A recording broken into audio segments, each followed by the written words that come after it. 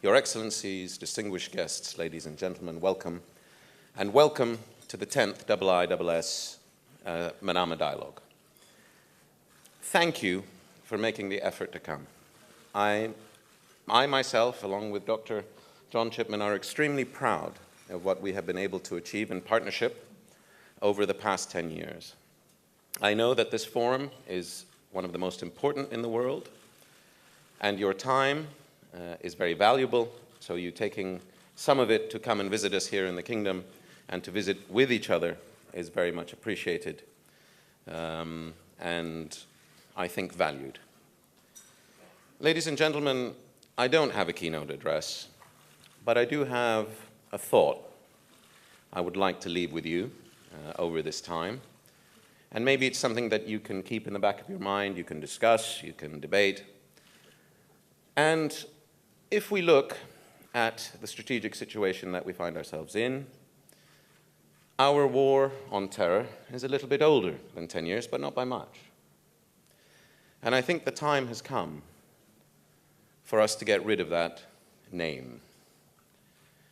It is a bit misleading. It is not the entirety and the totality of our conflict or of our strategic direction or threats. Terrorism is merely the tool that is used by people. If I think back in the last century, we faced a very different foe. We faced communism, and we faced it together. But when we faced communism, we understood it as an ideology. Terrorism is not an ideology. Ladies and gentlemen, we are not only fighting terrorists, we're fighting theocrats. And I use the term theocrats because this war that we are engaged in cannot be against Islam, cannot be against Christianity, cannot be against Judaism, cannot be against Buddhism. It is unfair to those of us who practice our religion responsibly and in the manner that I believe that it was brought to us to practice. And it sullies the name of a great tradition and a great philosophy that is divine and must be above politics. So, ladies and gentlemen, if we are to call ourselves in a war with theocrats, then I believe that we can start to put together the military, social, and political, and maybe even economic policies in a holistic manner to counter this threat, as we did with communism. But what do we call it?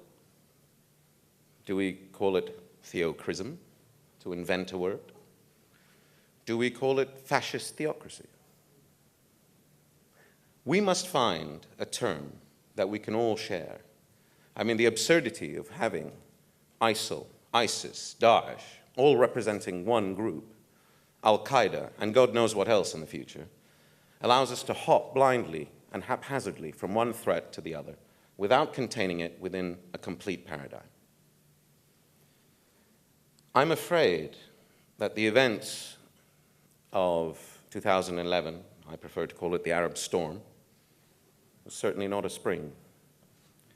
And history will judge whether it was Berlin in 1989 or the Bolsheviks in 1917, where state paradigms collapse and into the vacuum comes an extreme new ideology. Ladies and gentlemen, we will be fighting these theocrats for a very long time. Of that I have no doubt.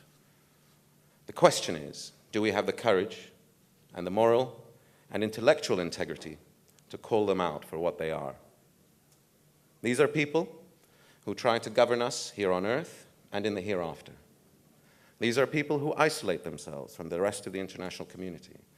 These are people who disregard human life and do not value the social order and the social contracts that we have established among ourselves as societies and peoples. These are people who oppress women, and these are people who slaughter anyone who does not condone or approve of or subscribe to their own twisted ideology. So while politics may drag people into ideology, it is the ideology itself that must be combated. It must be named, it must be shamed, it must be contained. And eventually, it must be defeated. And we must use all resources to hold accountable those who place themselves above other ordinary human beings and claim they have a divine right to rule. I think instead of entering into debates about certain political parties, whether they're Islamist or not, faith can certainly be part of any political platform. But what we cannot have is a man, an individual, placed at the top of an ideology who has the power by religious edict to strip someone of either their hereafter and use that for political gains. It sounds very much like the 17th century to me. And, ladies and gentlemen, the 17th century has no place in our modern 21st. So that's the one thought, really, that I call on you to discard the term war on terror and focus on the real threat, which is the rise of these evil theocracies. Thank you very much.